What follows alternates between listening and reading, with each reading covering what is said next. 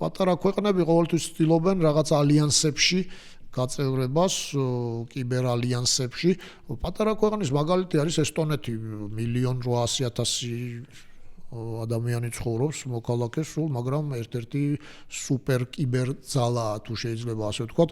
ეს იმას არ ნიშნავს, რომ ვთქვათ ესტონური პოტენციალი შეიძლება ითვალისწინებდეს ამერიკის შეერთებულ შტატებზე ან მაგალითად დიდ ბრიტანეთზე თავდასხმას, ხო?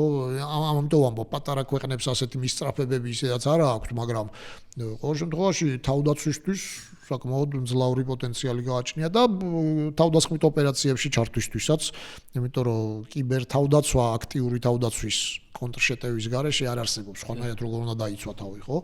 ამიტომ კი გარკვეულწილად გაათანაბრა, ყოველ შემთხვევაში მეტი დაცულობის შესაძლებლობების შექმნა, ოღონდ აქ არის უმნიშვნელოვანესი ის, რომ ცალკე აღებული არც ერთ სახელმწიფოს ამის შესაძლებლობა არ აქვს. თვით ისეთი მძლავრი სახელმწიფოებიც კი, როგორიც არის შეერთებული შტატები, დიდი ბრიტანეთი, საფრანგეთი, თურქეთი, რომლებიც ჩვენთან აქტიურად და გულუხვად თანამშრომლობდნენ, გვაჯილდოებდნენ კიდევაც რაღაცეებით, შესაბამისი ფინანსური რესურსითაც, ტექნიკური, მატერიალური ბაზითაც, ჩვენგანაც ნახულობდნენ სარგებელს და ამაში დასამალი არაფერი არ არის, ისინი წარმალავდნენ ამას. სარგებელს რაში? ინფორმაციით, უძვირფასესი ინფორმაციით, იმიტომ საქართველოს მუდმივად იყო რუსეთის თავდასხმის ობიექტი, მათ შორის კიბერსივრცეში და შესაბამისად მათ ყოველთვის ჰქონდათ ჩვენგან ინფორმაცია, რა ტიპის malwares იყენებს რუსეთი ვირუსს მავნე პროგრამულ უზრუნველყოფას, იმიტომ რომ იმას, რასაც დღეს იყენებს შენთან, ხვალ გამოიყენებს იქ.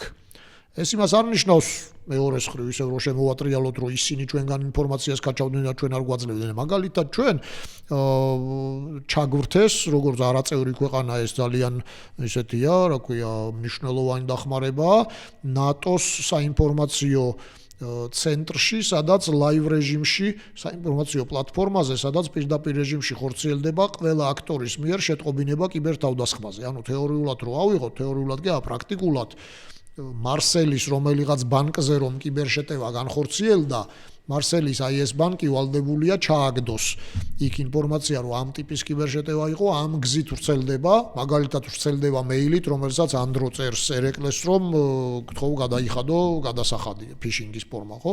ეს იმას ნიშნავს, რომ მარსელში რომ ეს და როგორ იკურნება ეს ყველაფერი.